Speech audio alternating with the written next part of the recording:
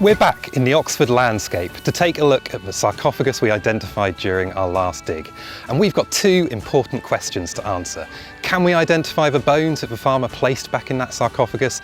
And can we find any undisturbed Roman soil?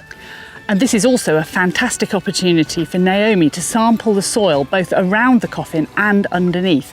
And we're also hoping to be able to take a look at Roman funerary practices. What kind of grave goods did they put in the grave and what kind of ceremonies went on at the funeral?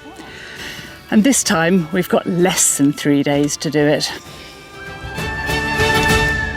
Ooh, this is mystery upon mystery. It is. That's stunned me, that has. Join Time Team on Patreon to access exclusive 3D models, masterclasses and behind-the-scenes insights.